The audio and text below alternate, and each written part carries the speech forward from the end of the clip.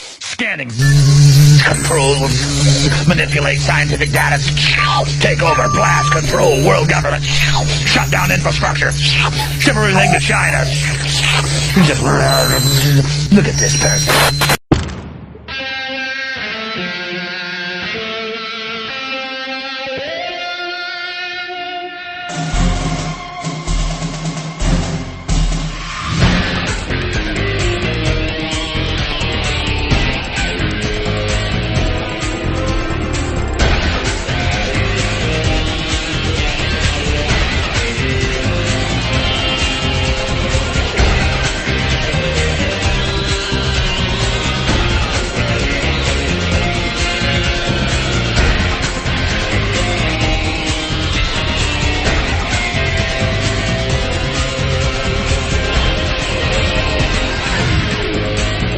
Everybody, hey, welcome to the long-awaited next episode of XFL Infowars. It's Dave and I sitting here. It's a nice day here in Japan. It's a nice day there up near the Canadian border. You're closer to Canada than most people are.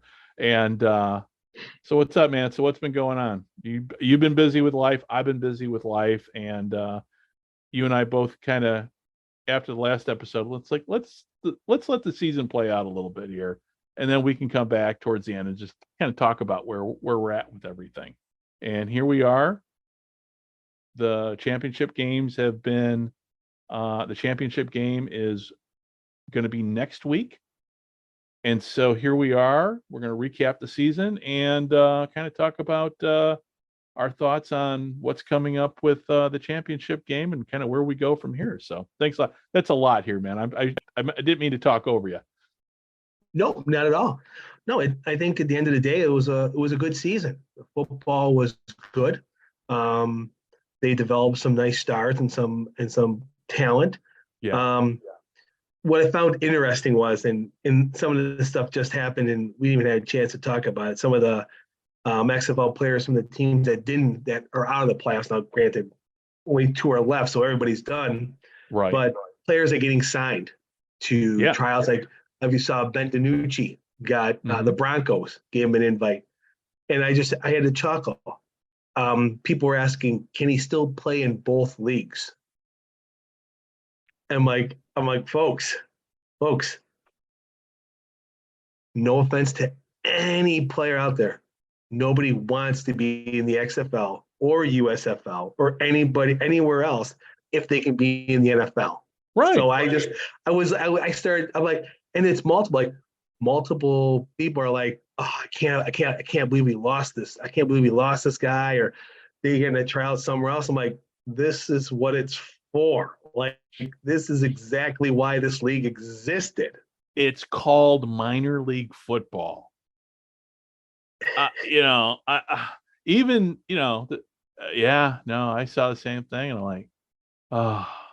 Well, God love them, though. God love the diehard XFL fans. I mean, that's something that over the course of this season, the beginning I had, I struggled with the hype, the belief, the cultish, like, oh, I'm XFL, ride or die, our history, or like, okay, now we're at the end of a season it's going to be completed soon. So I understand the passion. I get it.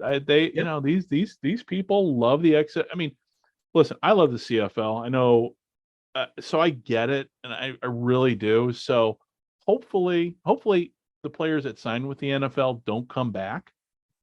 Hopefully they stay in the NFL, because if that happens, then that gives legitimacy to everything the XFL is doing. And much like the minor league system, the baseball, when you had a star player make it big in the minors and leave, and then go to the show, that was something that the minor league team, and I'll use the Peoria Chiefs in this example, because this is the one when Mark Grace made it big with the Cubs. Well, I tell you what, those Peoria Chiefs, that was everything that they would talk about. Hey, much like the Arena Football League with Kurt Warner. Yep. So, well, in that same sense, I'd be curious. A.J. McCarron had a good season. I thought he played well overall. It'll be curious if he if an opportunity exists in the NFL, will he take it? Or being able to play in front of his son every week wins out? You know what? And I still have an issue with that. I think that was complete spin. I mean, I understand, what he said, I think was very heartfelt, but I guarantee you, had he got, I mean, listen, money talks in sports. So there's a whole lot that wasn't being, I just didn't buy that. Oh, I'm going to play for my son. Because you know what? And here's why. Because the XFL does not offer a pension, whereas the NFL offers a pension. And listen, I know for a fact, man, when I was a county probation officer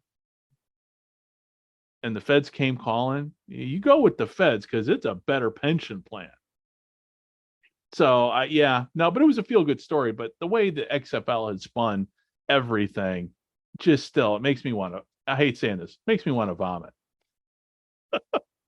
I had to bring that up because it's like, it was such a, look, you said it best. It's a great story because he had an NFL career. Like, he played a while in the NFL, and Yeah. no, he had the opportunity to do this. But I mean, come on, AJ, if we're sitting in mid-February and the Atlanta Falcons said, look, we want to sign you for a year, and we're going to give you $900,000 to be the backup to whoever their starter is at that point, the 45, 50 grand from the XFL will be, I'll go to the Falcons. He'd be like, where's the clipboard? He'd be exactly. happy, just where's the clipboard and where's my ball cap?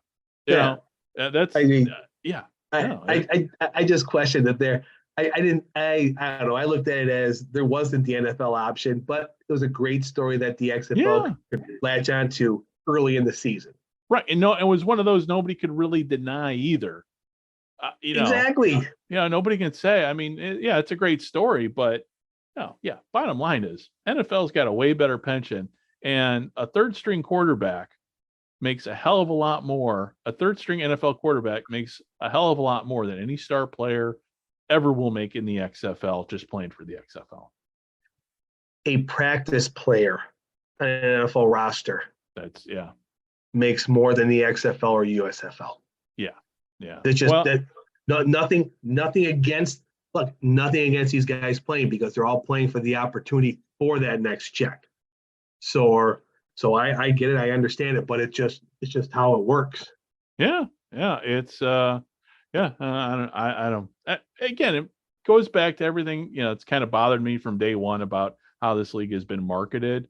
It wasn't, and maybe they're going to change a little bit here and quit focusing on one personality, or actually two personalities, and focus in on the players and focus in on the community, really the communities. And that's something that's where I think is the XFL is kind of missed.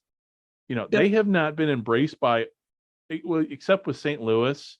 I mean, they still got a lot of work to do with the cities that they play in, for the cities to embrace them. Mm-hmm. Oh, without a doubt. Look, they got through the first year. Yeah. They're going to have a good crowd next weekend in San Antonio. Yeah. And it'll be a lot of champagne and go, look, the XFL completed a season for the first time in 20 plus years. Yeah. So they'll move on, and it'll be interesting, because you see in the USFL with year 2 players who came back, and having the ability to then market the stars of the USFL.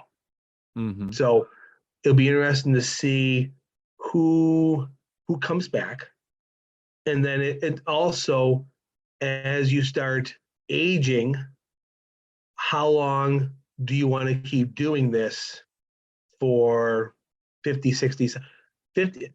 The amount of money, it's good money for working a quarter of a year. Right. It always gets translated and compared to the NFL, but still, it's good money.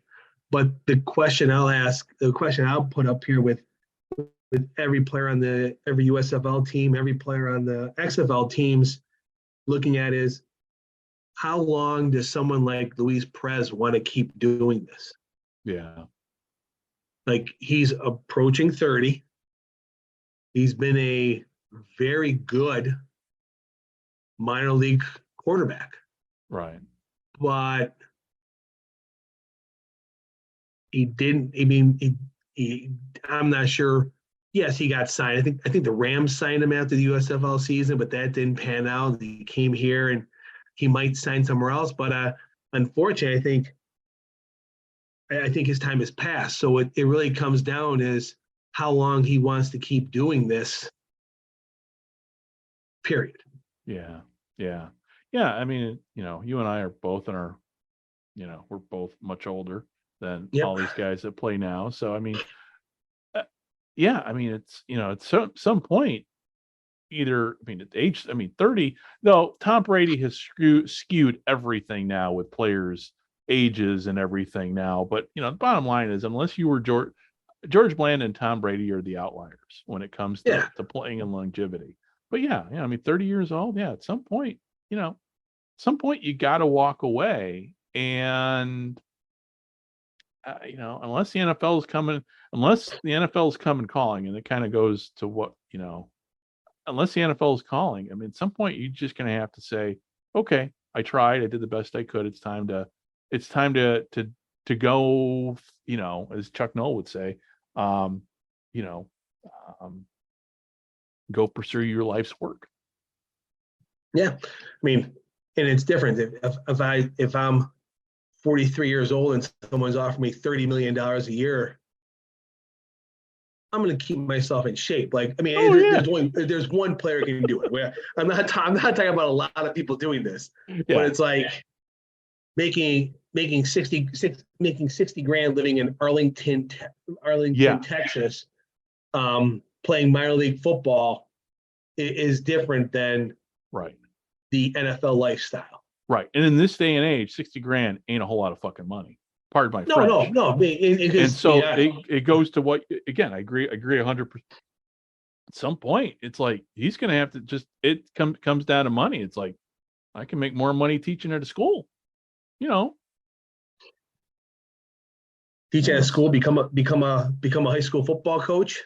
Yeah.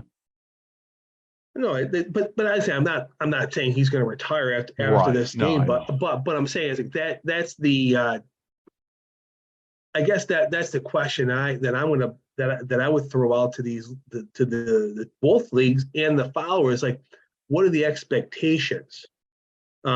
These guys are playing in the USFL. Yes, they love football, no doubt about it. But no one's going to Alabama. No one's going to whatever college of choice you have, Florida A&M or Tennessee or whatever college it is. No one's playing college football. Well, okay, maybe no one is an overgeneralization. The majority of college football players aren't going to play college football I'm going to be a Guardian and I want to live in Orlando. Right. Yeah. So it's one of those things where it's like they have a good product, both leagues. Yeah. It'll be curious to see of these young 20-somethings, say we're 6 years from now, are they developing players, like in the sense of minor league hockey? That's my best example, because baseball is a little skewed because you're associated with Major League Baseball. Teams aren't signing players, but minor league hockey does. Right. So is it going to be somewhere like, the Birmingham Stallions have 17, they're bringing back 17 of their core players for this next season, or whatever team you follow, how's that really go? Because a lot of following sports is making that connection.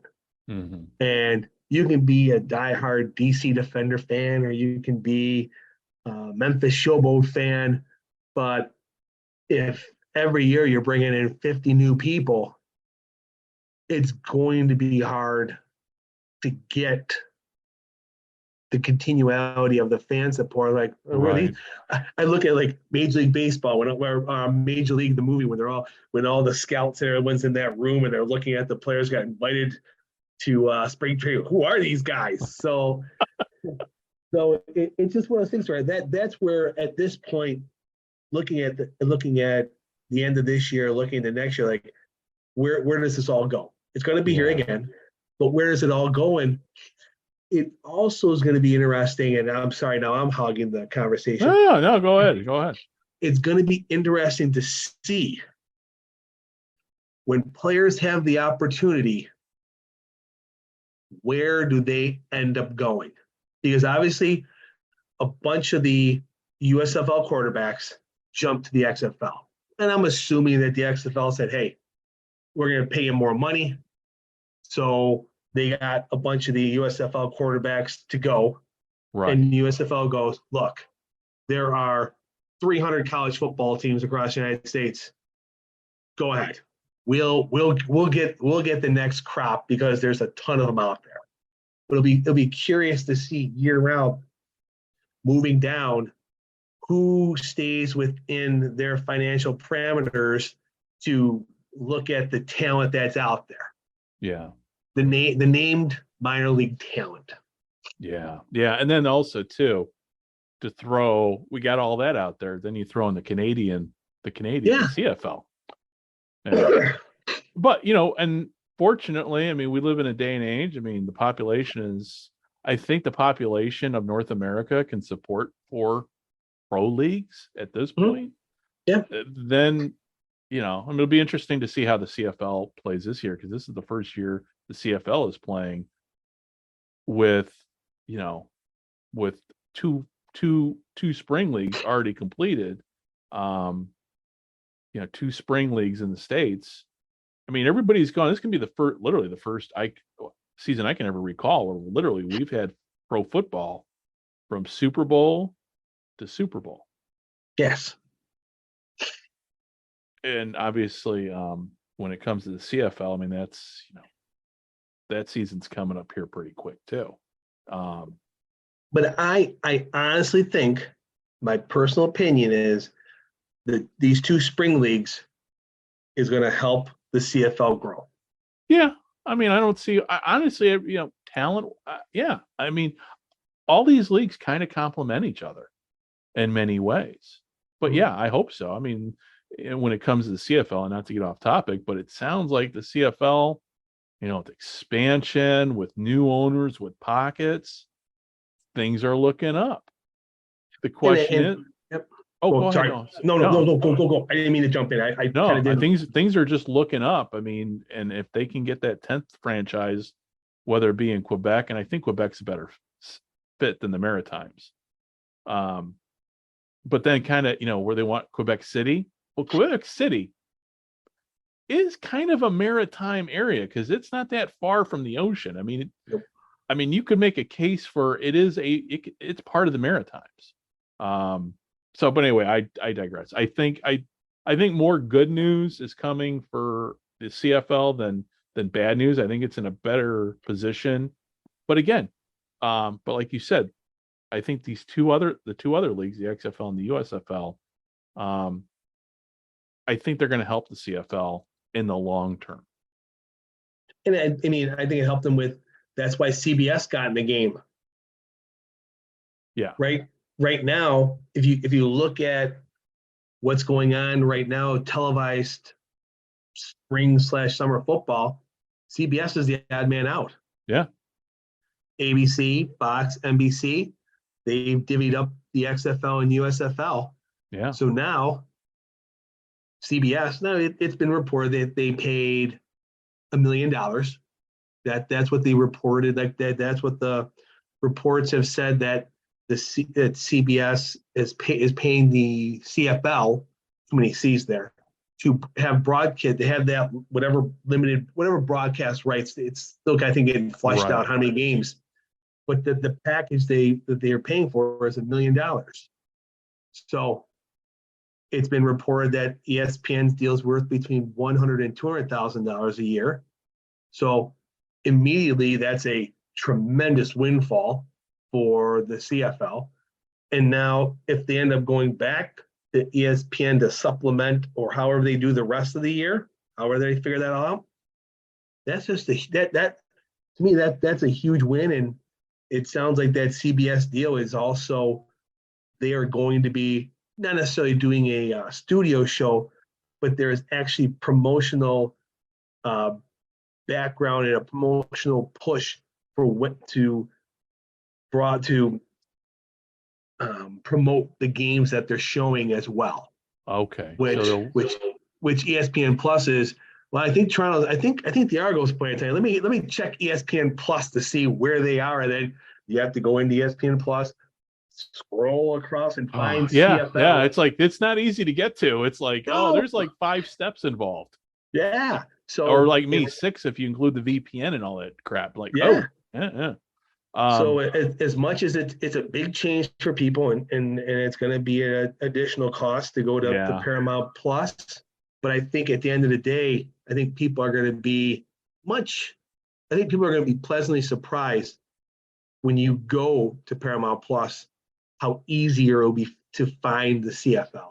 Which reminds me, I need to actually figure out. I got to go on, here. I got to figure out Paramount Plus with my VPN. I've had good luck again. ExpressVPN. If only I could get them as sponsors of the show, I'd gladly, because without them, I couldn't have watched any football. Yeah. But I need to go on Paramount Plus, and I need to figure out. I need to before the season even starts, because then the flip side is, if I can't get that to work here in Japan with Paramount Plus and the VPN, then I got to look at that international package that the CFL kicks out there. And I did that. I did the Grey Cup game with them, and I was not overly impressed with the product that I saw on TV, because it skipped and everything. And obviously, you and I, we've never had a connection issue here. Me being with, but it was really bad. Yeah. So I don't know if it was. So hopefully, we'll see, right? Because I got Paramount Plus for free with my T-Mobile service. So I'm trying not to spend any more money than I have to. But yeah, I agree with you when it comes. Yeah, CBS is the odd man out.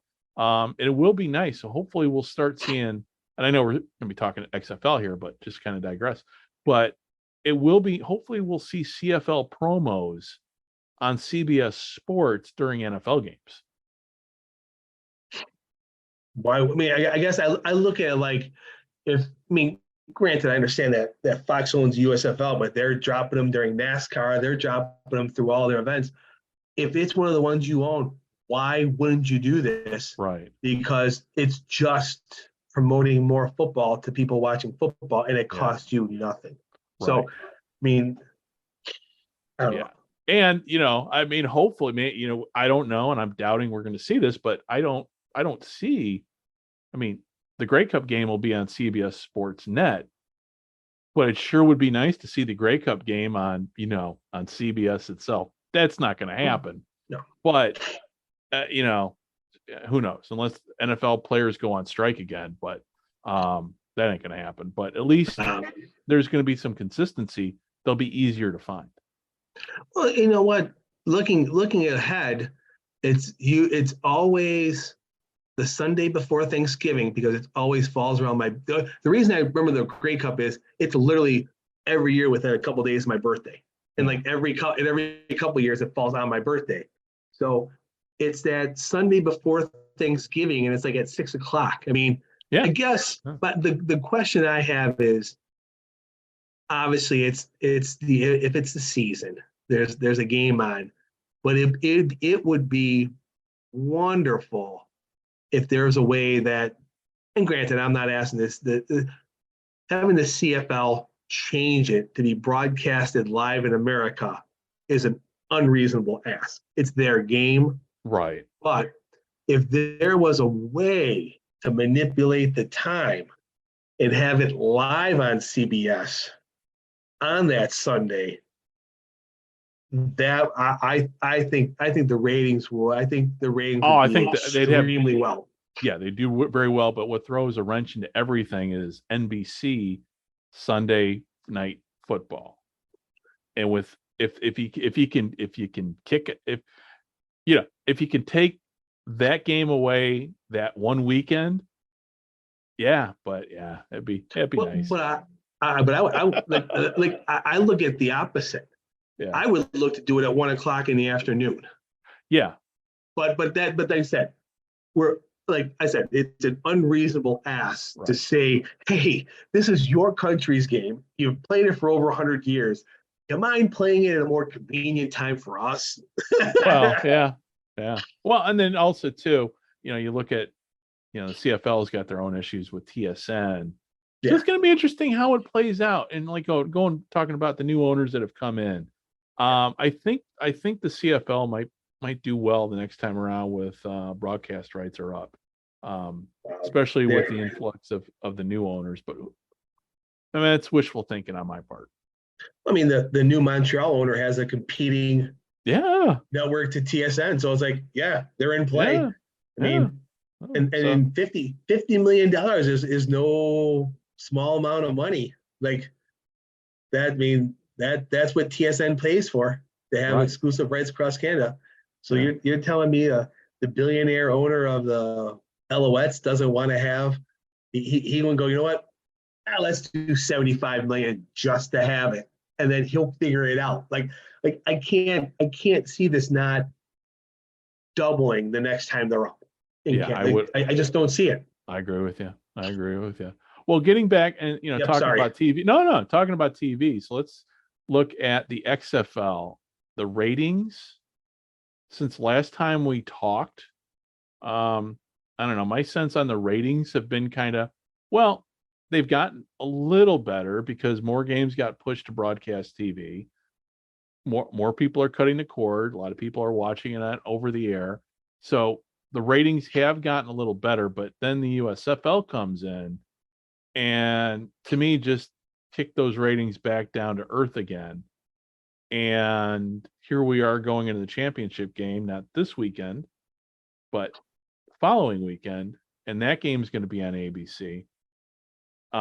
When it comes to the ratings and everything and you and I have and I say harping because sometimes, I mean, really that's been the main, because the games have been so great. Yep. But it's what you and I have we both like the business of football. So we know, hey, you can have great games all you want, but if nobody's freaking watching, nobody's I mean, there was even in those stadiums that swear to God only looked like 100 people were there. There have been some great games, but you look at the ratings and,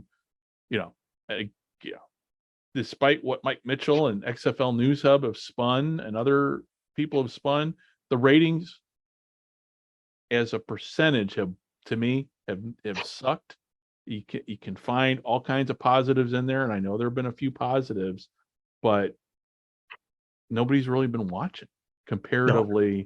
And then now with the USFL coming in, more people seem to be gravitating towards the USFL. I think so. I think it's also, the USFL has been offering better times, more prime time. Right. But I mean, look at next weekend. The 13th is the championship game. It's 8 o'clock on ABC. I mean, the USFL is still a competitor, but they're a smart competitor. Their games are at 12:30 and 4 o'clock next Saturday. Yeah, the lead. So they're not gonna try and play it at 7:30 on whatever, because it doesn't make any sense to. So, but what I like about, like I said, there's pluses and minuses for both of these. But what I'm liking from the USFL more than the XFL in TV is the USFL seems to be doing more Saturday and Sunday traditional football times. Right. Not so much. It doesn't matter. Yes. There's no NFL games at 12:30 on a Saturday afternoon, but sure is a lot of college football games at 12:30. So that next weekend, or even you look at this weekend coming up, you have USFL plays at 1 o'clock and 7:30 games on NBC primetime. And then, who doesn't watch Saturday night college football nowadays? And then Sunday they play at 3 o'clock and 6:30. So it's all well within the time frame of when the NFL plays or when you are used to watching football. Right. And the XFL got stymied because they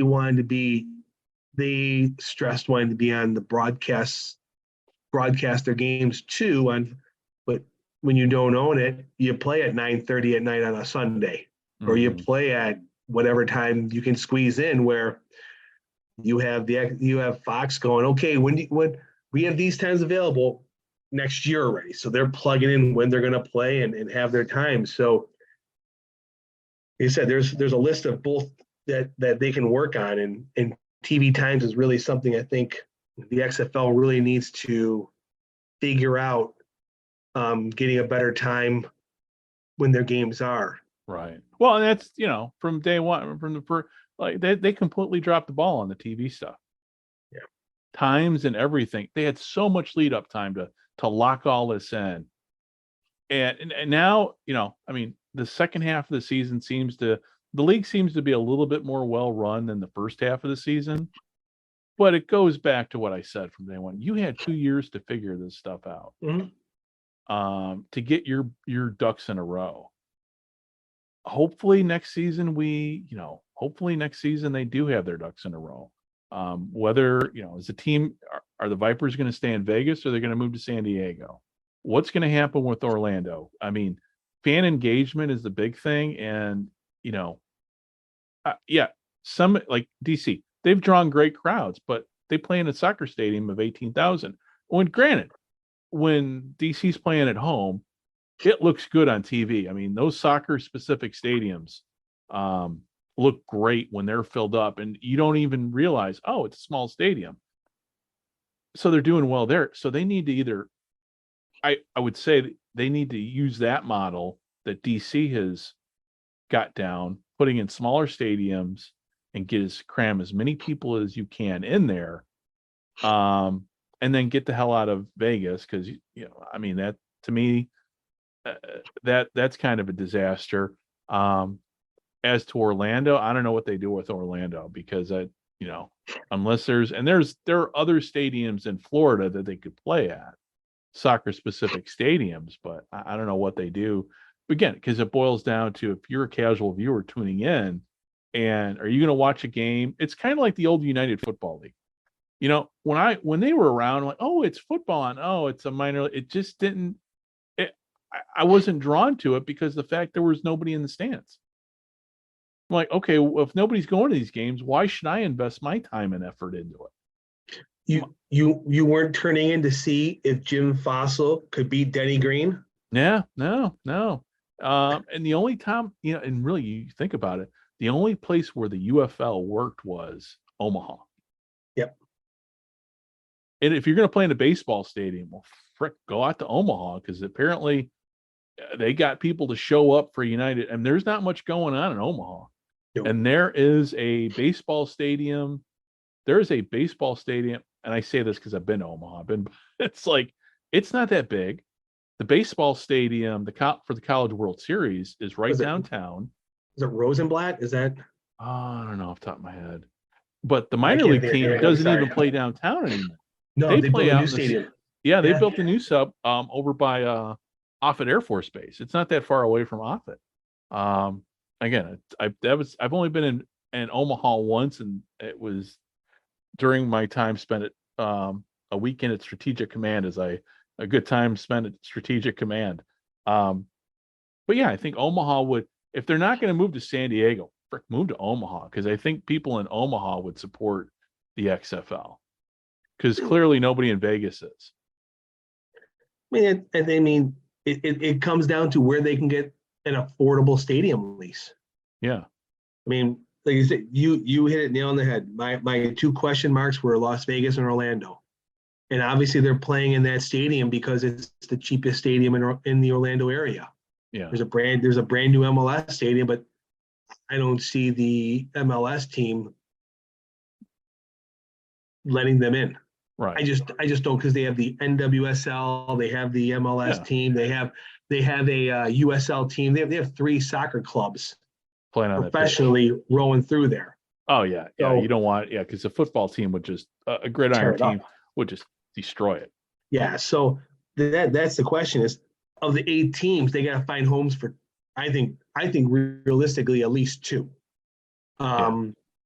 They're Arlington's their hub. Unless they get a cheaper deal to go somewhere else, they're going to stay in Arlington. I thought that stadium was not good for football. The old Rangers. The whole story behind that stadium. The Rangers built a new. It made no sense. This is going way back when the Rangers built a new stadium. Okay, you're playing outdoors, and Texas is getting hotter to see a game. Okay, why didn't you build?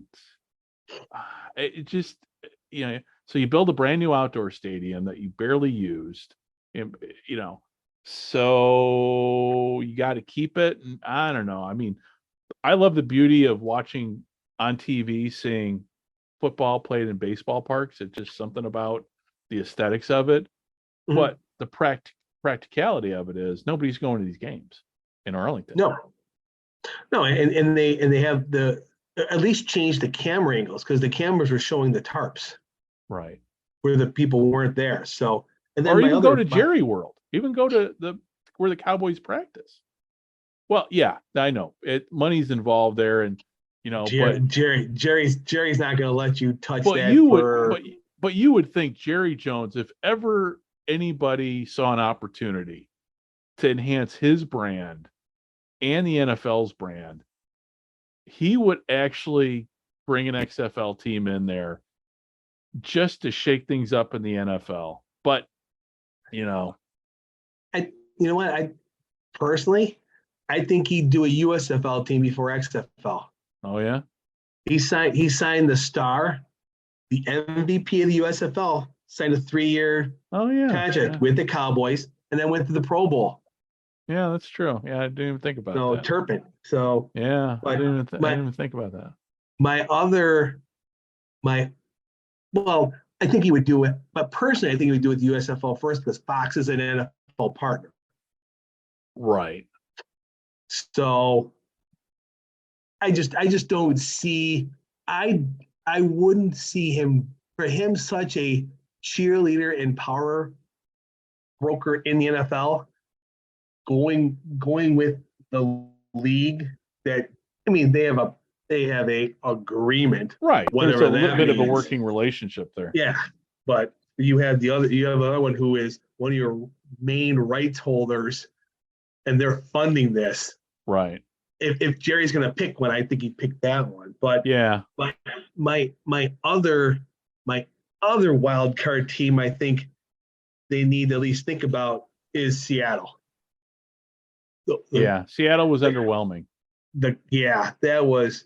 I thought they would draw a lot better. Now, granted, they had some really dog times, but that's neither here nor there. They're just a 60,000+ seat stadium, and you're announcing 10 or 11. It was nowhere near 10 or 11, but I understand why they wanted to keep that average at 11, between 11 and 12, 11 to 13,000. So I understand why they kept announcing certain numbers. But you take those, that's half the league. Yeah, damn near. Yeah. Yes, Houston had some okay crowds, but they're playing in a college football stadium. Yeah. And those crowds in Houston, I was a big run. I rooted for the Roughnecks this season, but watching those games, it's like, I was disappointed even seeing that. It's like, it's just, so maybe next year, maybe the crowds will be better. But I think the marketing division of this league, they really need to get their act together, because, and if you've got to paper the stadium if you're going to sell tickets for $1, sell them for $1, get people in there, because, at least that way you can say you sold the tickets, even though they're dirt cheap, but you're not technically, you're not papering the place, but because really, to me, as a fan, if I'm going to, because again, when games are on TV, that's a big ask for me to turn on, devote to give you 3 hours of my time, why should I give myself 3 hours of my time for a team that nobody else apparently is giving their time towards? I mean, even my college football team, my alma mater. I watch the games, but I see nobody's in the stands. And it's like, it's hard for me as an alumnus to give my time to a team that other alumni aren't giving their time to. It just asses in the seats just makes the game. It gives you a reason to watch, because obviously these people are there for a reason. And DC is a classic example. They put asses in the seats in a small stadium, and it sure made it seem like it was a much bigger stadium. And obviously St. Louis is the outlier there. But even with St. Louis, they didn't fill. I mean, I wonder next year if they're going to start, it'd be nice to see the entire dome get filled up versus just the lower bowl. But I think that's a long-term project. But if anybody can do it, it'd be St. Louis. I don't know. I think if they didn't do it this year, I think it'll be really hard to do it moving forward. Right. You only have that chance once to say we're back. And at the end of the day, they ended up underachieving. Yeah. Yeah. So look, I am not poo-pooing 35,000 people coming out to see minor league football. It's great. Yeah. But at some point, having this, you lose. I mean, you only can cheer Kroenke sucks so many times when you have a football team. Right. Yeah. I mean, it gets old. And to use an old CFL example, hey, that first season when Baltimore didn't even have a team name, okay, that worked great. But then the next season, season 2, hey, we're the Stallions now, and we're focused on now, not how the NFL screwed us. There were lesser crowds, but it was a better product on the field, and obviously, I think it was amazing. They won the Grey Cup, and then we know what happened. Literally, the day after, a couple days after, or the week they won the Grey Cup, the NFL came back. But it worked in Baltimore because, okay, the first season it was very us against the NFL. Second season it was, okay, we got a great team here. Yeah. So, I mean, it was lightning in a bottle, and I don't see St. Louis right now having the same magic that the Baltimore had. But again, if any city could support, you and I have both read on social media, oh, great attendance in St. Louis. Yeah, but St. Louis can't carry a league. The Cleveland Browns couldn't carry the AAFC. That's why it folded, because one team was carrying that entire league. Mm-hmm. And so that's but again, this is completely different. We're in 21st century, and both these leagues are backed by a shit ton of money. So, hopefully, whatever Dany Garcia does, or what makes her so great as a league owner, hopefully she's got some brains there and figures, it's great she's a league owner and everything. And I'm not being anti anything, but I have yet to see, I don't know. It just seems to me, just the people that are making the decisions, including her, haven't, they were given a blueprint by Vince McMahon, and they only followed part of the blueprint. Hopefully they've learned some hard lessons. But I'm just tired of the self-promotion of both her and The Rock. It just, to me, I think that worked against the league from day one. Yeah, I certainly agree, but I just don't see, they had nothing else to do. Like, you can only promote the new black and white logo so much. Right. I thought that was a big misstep too, but none of this is my money, so they can do whatever they want. Yeah. But I think they tried. I think that was what the AJ McCarron thing was. They tried to find a player in every city to be the focal the face point of the franchise.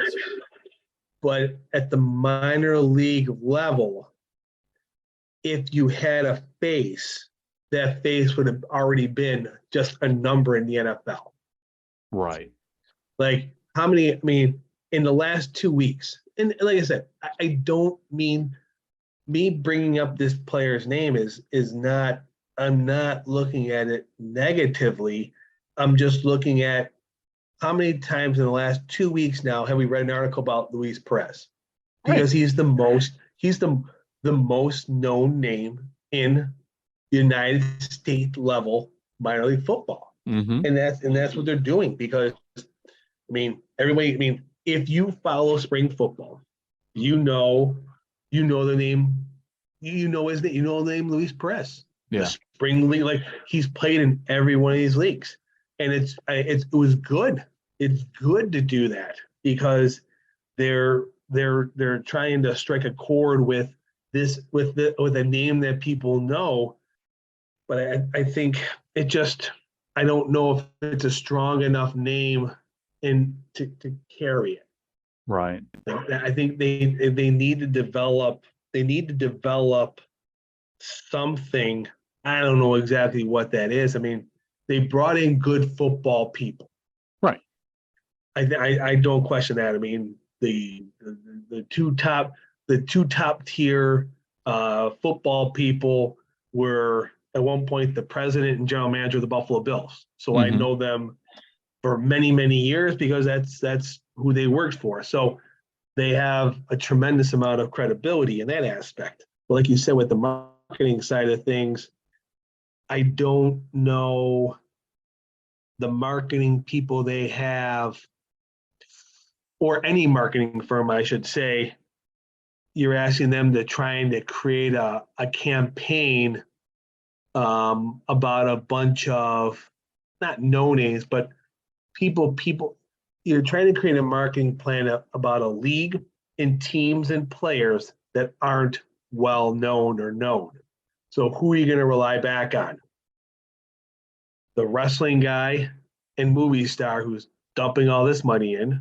Yeah. His ex-wife, who is also very well known, to draw eyeballs on it, to watch it, and then hopefully get you to follow. Oh, you have Wade Phillips. Yeah. He's the coach of Houston. Or I can see why they dumped a ton of money in the head coaches, because I couldn't tell you 4 San Antonio Brahmas players, but I think I know Hines Ward. Yeah. So I guess it's just one of those things where who comes back, who is gonna, what stars. It's just tough, because you want to develop stars and you want to develop players, but that type of player or position is going to be gobbled up by one of the other by an NFL team. Like, it's just, I don't know. Do you roll the dice with the backup running back and the number 3 wide receiver on the depth chart as your go-tos for next year's? Like, I don't know. I guess I look at it as like, if you're the DC Defenders and you're going out there, I mean, obviously selling season tickets for a 9-1 team is a lot easier than selling tickets for a 4-6 team. But if I'm trying to sell tickets or sell sponsorship for the Arlington team, I'm not sure what I have. Right. I'm just not sure. So, and it's good luck. I hope they load up some staff and get people out there pounding the pavement with the message. But I don't know. That's a cost that a lot of professional sports teams don't want to take on. Yeah. So and then I look at the USFL model, which is on that level almost completely different, where they're trying to create a business where when you buy in to that business, you are walking into a break-even profitable business before you move it to that city. Right. So yes, some of the crowds, like this past weekend, the first game, which didn't have the Michigan Panthers, it didn't look great on television. The next game, the doubleheader with the Michigan Panthers played, and it looked great. Yeah. Michigan, the Panthers will be playing in the 4 hub cities will have their own team next year for sure. The teams that are playing at these hubs are all doing well. It's now they need to identify, well, it's kind of ironic. XFL needs to find 4 stronger markets. USFL needs to find 4 stronger markets so they can move that next thing. But yeah, I mean, if you're looking to someone to buy into a USFL team and you send over a pro forma saying, look, what you're buying into and what you're guaranteeing us is already a break-even business because of the television package that's already in place that you're going to be a part of. Mm-hmm. As they, you know what? I lost a sheet of paper. I was writing down there were at least twice as many advertisements for brands on the USFL game than the XFL game. Right.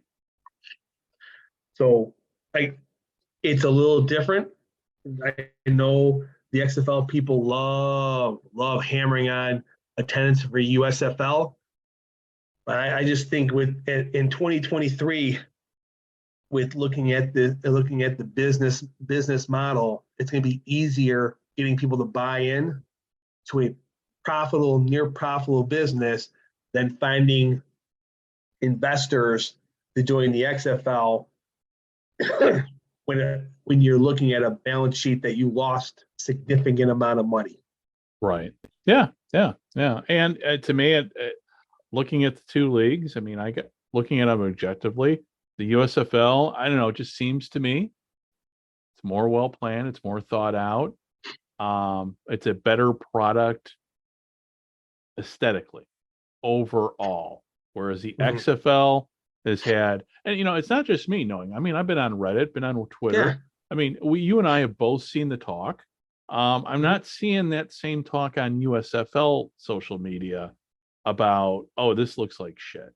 I mean, obviously they're haters and no matter what. Yeah. But you go to XFL Reddit, it's you go into that stovepipe right there, or that echo chamber. And hey, if I'm seeing it and other people are seeing it, okay, well, maybe I'm not crazy. And I forget who it was. I don't know, but I'm like, man, I thought I was, only one seeing that. I thought maybe I was the crazy one and maybe I'm missing it. But yeah, I mean, yeah. So hopefully, again, we're at the end of the season and they've, hopefully, and what, and that the question is going into this championship game is not so much the ratings, because I think it's going to be good ratings. I mean, it's not going to be obviously Super Bowl ratings, but yeah, who knows? I mean, what do we got going on? Maybe, I mean, first of all, it's Mother's Day weekend. Yeah. We got NBA and NHL stuff going on. So they're really not competing against they're not competing against a whole lot at that time slot. So hopefully the ratings, but to me, it's a question of the attendance. Are they going to be able to, the Alamo Dome? I mean, I think they would have been better playing in St. Louis. But with that said, the Alamo Dome is probably the second best place to play. Because if at least they would have played in St. Louis, they would have got all those Battlehawk fans to fill the place, to support the league as it stands. But you're not going to have that in San Antonio. So the question is, what are we looking at attendance wise for a championship game? So maybe it'll be like what the USFL was in Canton last year. But who knows? I mean, hook or by crook, they're going to have a good crowd. Yeah. I mean, they're going to get people. They're going to get people there. But my question is it going to look half baked or is it going to look fully baked, at least in the bottom bowl? I just don't know. Because the way I look at this is these championship games are more of an event than anything. I mean, I think they're going to announce at least 30,000 people there. That's my my prediction is they're going to at least announce minimum of 30,000 people, anywhere from goal line to goal line. They're going to have sponsors. They're going to have people connected with the clubs. They're going to have people connected with Redbird, and the seats will be filled. Okay. Yeah. And they'll fill in with all the fans who want to come to the game. But I look at like the Super Bowl. It's a combination, and it's probably 70% of people who don't normally go to football games. Mm-hmm. So I think it's gonna be like I said, my two things. I'll go. I think they're gonna have 30,000 people, and I'm gonna go out on a limb and say they get 2 million viewers. Okay. All right. I can see that. I would go with that with you. I'll go side by side with you on that one, because I think the ratings actually will be, I think it'll be close to 2 million, because there's not a whole lot going on. Yeah. And hopefully they will heavily promote it on ABC to draw people in. They haven't yet. I know I'll be watching it. Do we know if it's going to be available on ESPN Plus? I would assume it's going to be. Yeah, I'm assuming that too. It's funny. I'm actually rolling through right now, and I'm jumping through Ticketmaster to see where they are with tickets, because it was funny. Like 4 hours after the game went on sale, like 3/4 of the stadium wasn't available. I'm like, come on, folks, you're telling me that all these seats are already sold. So all they have is the lower bowl. So if you look at it, I mean, if you pull it up, and I'll show you the picture here. This is what I know. This sounds, working in ticketing for so long, you learn the trends on how things look. But one of the ways how things work is, when you want to make the crowd bigger than it appears, is when you pull tickets, you pull every other row, or you pull gaps, and you don't pull the big block of 50 people together. You take those 50 people through 80. So this is behind the visitors' sideline at the Alamo Dome. And you see it, it's got tickets gone, then a whole row, tickets gone, a whole row. Oops, sorry. That's okay. Are the white ones all tickets gone, or tickets available? Yeah, the white ones are tickets not available. Okay. And the blue ones are available. And then the red ones are resales. So if you're looking at it, I find it very interesting that you have all these weird full rows. Yeah, it's too convenient is really what it. Yeah. So even this is the end zone. That's okay. I can't see. I need to. My wife's been bugging me about getting a new computer, so that's what. But anybody can go on Ticketmaster, and you can see they're only selling the lower bowl, and they're only, like, you can see that how that's set up. So, but they're doing their due diligence. They want a good crowd. That's how you do it. Yeah. I mean, the last time we had a spring football championship, okay, except for, forget the XFL because that was a fucking disaster. The first XFL $1 million game. Yeah.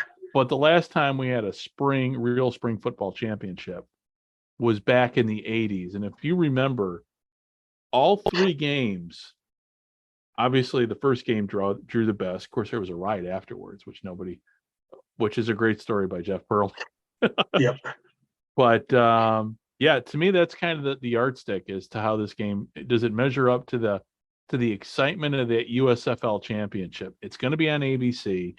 I need to go back and watch those games too, because those were fun to watch.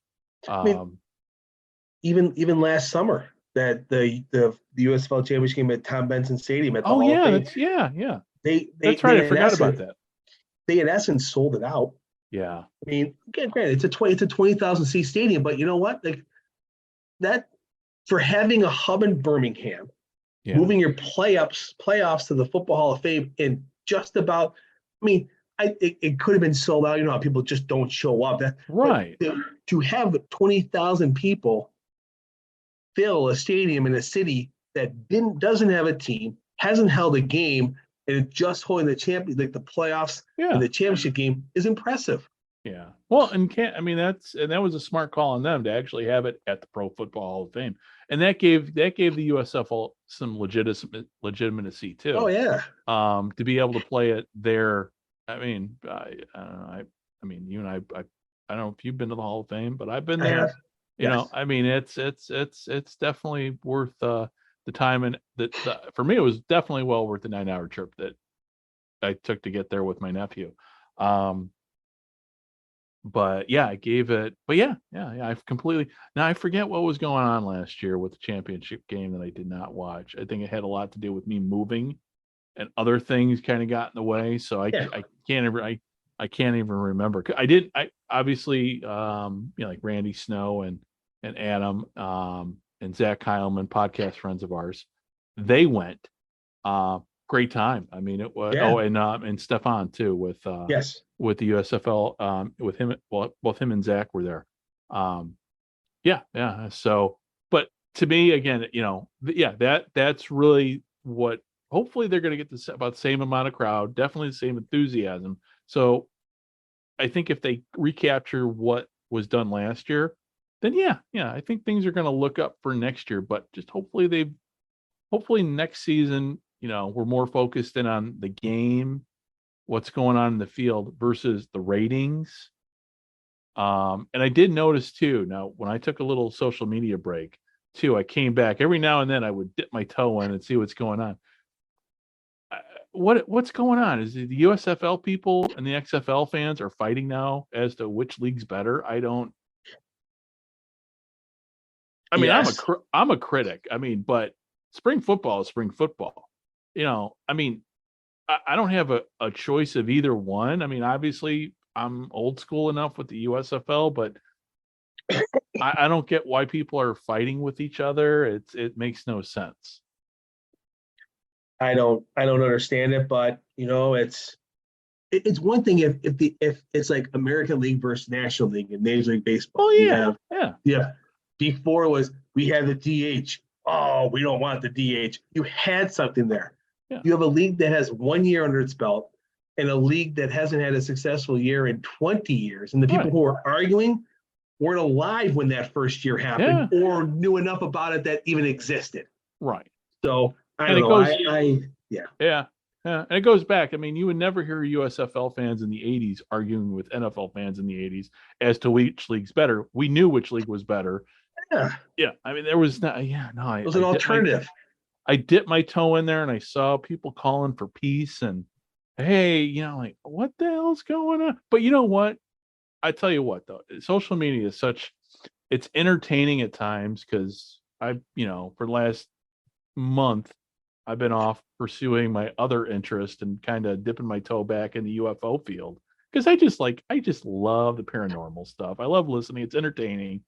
And then I'm going on that social media and you get the same thing. You get people fighting with each other. It's like, guys, you guys are fighting over, again, we're fighting over, you guys are fighting over UFO.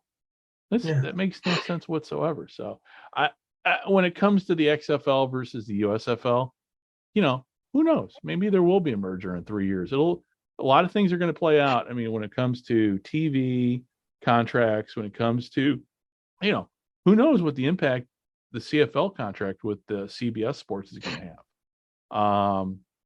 And then you got the NFL. So I don't know. There's a ways to go. So it'll be interesting. And, with the championship coming up, maybe that'll change the narrative a bit. And, if the USFL has an equally successful season, but I think in the long term, somewhere down the road, say by season 4, I could very well see a merger because that might make the most financial sense. But both these leagues need to prove themselves first, and neither one has proved themselves that they have any staying power. I mean, it's going to take, the USFL in the 1980s, it couldn't even prove itself it had staying power. So Well, we're a ways to go before, before we can comfortably say spring football is here to stay.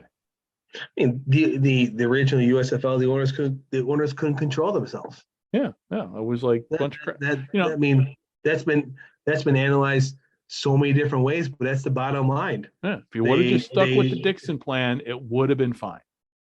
Yeah, I mean, it just you had Gary Davis. Like there is a financial conservative plan that's there, but all those guys wanted who was going to get Steve Young, who was going to get Jim Kelly, and then I mean it just became a battle of who could sign the biggest player, and then at the end of the year going, I lost $10 million.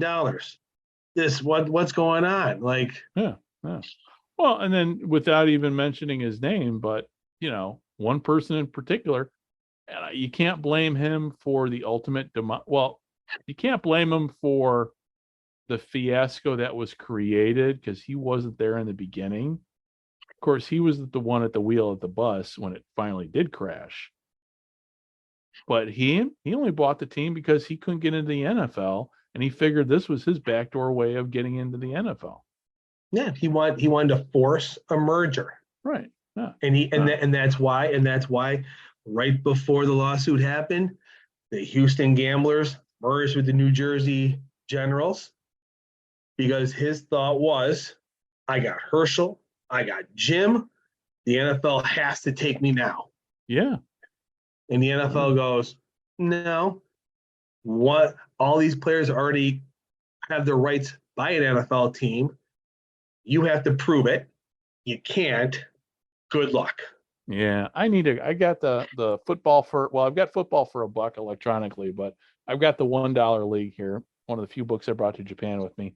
I need to sit through it, maybe towards football season. Maybe that'll be part of my football season reading, but I'll go back and read that because it's just the whole thing about the USFL. So it's like when people start talking about these spring leagues now, and you and I are, we're like, I sat down, I talked with Kyle Smith a while ago, with the Gridiron America stuff, which I need to get back to. It just been taking time away now with the weather being nice and everything here in Japan, and had other things going on.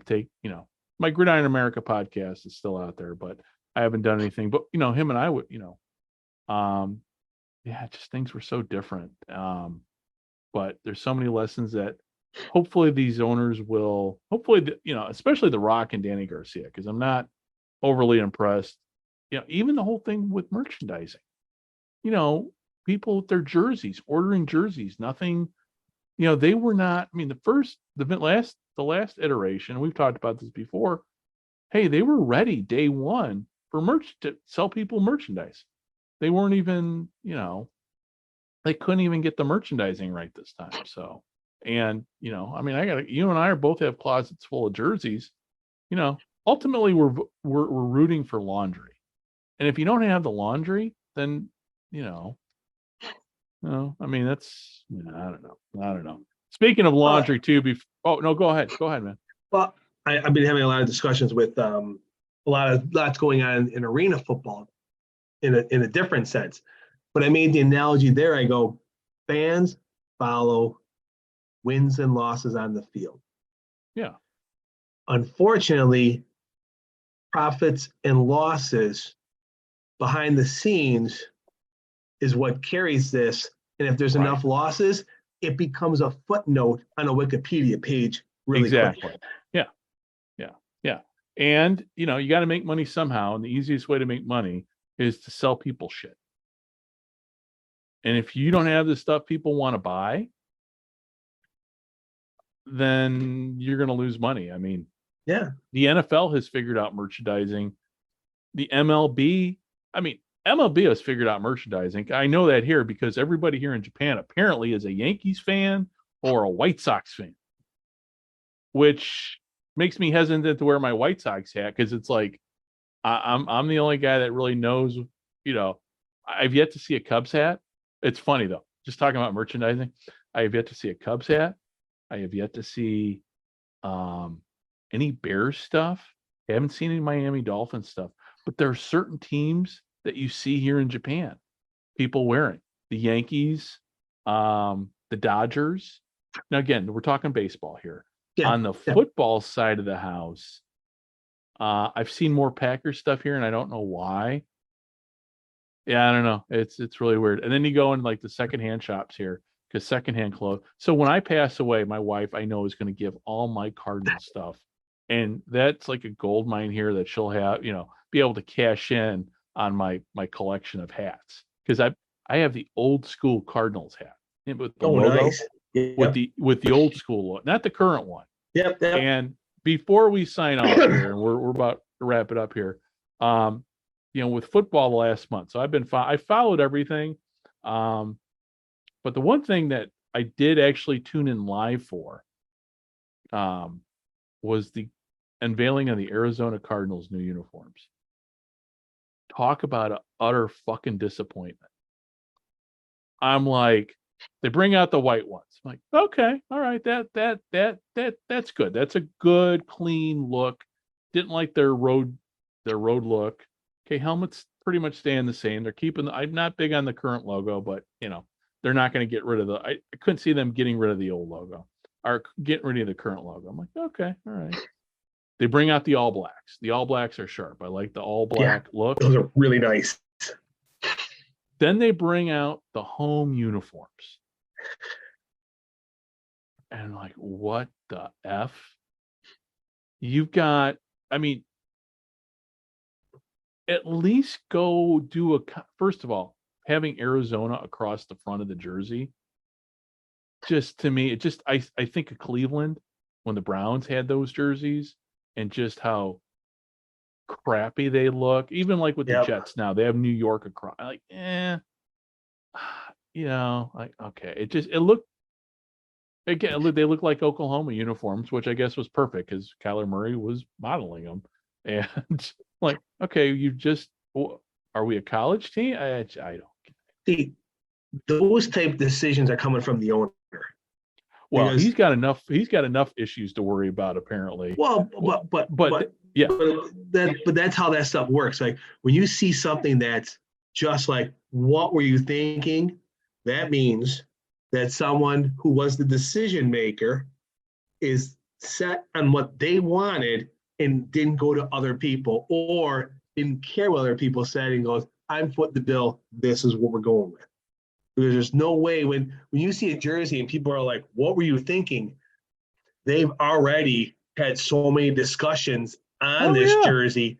And at some point, I go, oh, that's what he wants. He's paying the bills. I was going to say, because when there were meetings with alternates going, here's, yes, and this is what you, which I look at my Cardinals jersey. Most of my Cardinals stuff in the closet.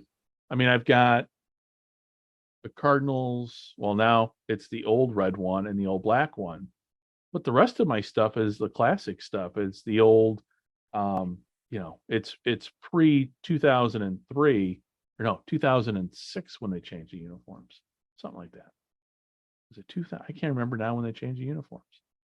It was right about the time. But anyway, I looked at that. I go, well, guess what? I just saved myself some money because I'm not buying new jerseys, and they didn't change the logo, so I don't have to worry about buying. Okay. So but going back to what I said, the NFL has got merchandising down.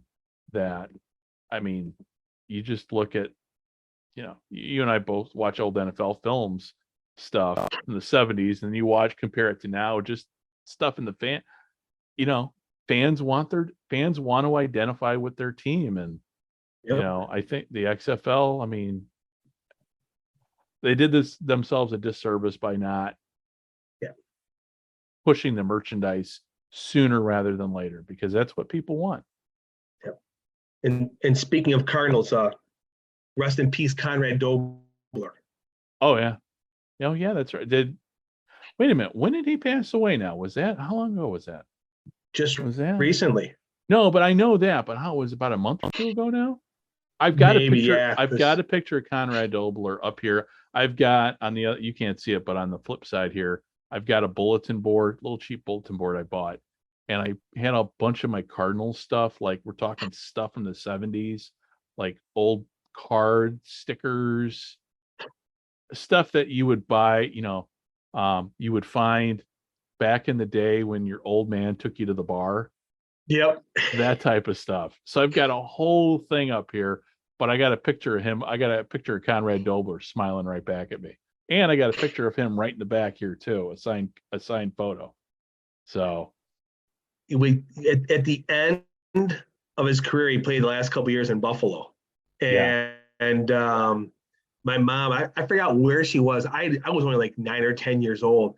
She came home one day. She goes, "Hey, we met this football player from the Bills.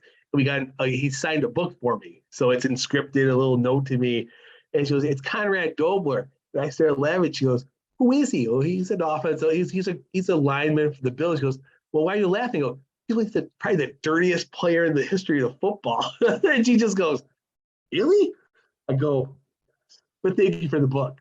Oh, yeah. My first football memory of watching a full game was Thanksgiving '77, Dolphins Cardinals. Back then I was a huge Dolphins Bob Greasy fan. So I'm 10 years old watching the Thanksgiving game. And Greasy obviously torched the Cardinals for 6 touchdowns. 210, passing yards like 210. So all these passes came from down like the 10-yard line. It's not like he lit it up. But Conrad Dobler, the most memorable part was when Conrad Dobler got ejected from the game and then chucked his helmet in the stand. So I've been hoping that somehow that game's going to show up on YouTube. Somebody's going to find that and upload that, because that'd be one to be like, I'm going to spend a quality, other, there's a lot of games I've gotten off of YouTube and everything. I sit there like old Monday Night Football games with Howard Cosell. Yep. But that's my great white whale when it comes to games that I've yet to see pop up on YouTube. Yeah. And how many people our age were first introduced to him on those NFL films? Yeah. Talking about clubbing guys, leg whip as they went by, like just him talking about what he did to make sure no one got to the quarterback. Yeah. And then you look at Dan Dierdorf, who did Monday Night Football. He goes, he doesn't seem like Dan Dierdorf never gave that impression of the Conrad Dobler as a player, but they had some really unbelievable offensive lines back in the day at the Cardinals in the 70s. Well, that was you think about those teams that the Cardinals had. You had Jim Hart. Yeah. You talk about a quarterback that was great. It was just a team that could just not. They were always the potential to be a great team, and it just didn't work out. Yep, didn't work out. So, well, listen, brother. Well, with all that said, let's sign off from here, and let's plan on doing a championship. We'll do a championship preview show next week, and maybe do a wrap up of the entire season. We'll see how it goes. So, hey, so for everybody who has been listening, I do know, I don't know, whoever's listening, and there's a lot of you apparently listening to the podcast, at least the last episode with Amazon Alexa. Thank you very much. And hey, if we get as many people tuning in for this podcast as we did last podcast, maybe that'll give us a reason to continue the show for next year. So with all that said, on behalf of Dave and myself, thanks for listening, and we will be talking to you again soon. Take care. Bye-bye.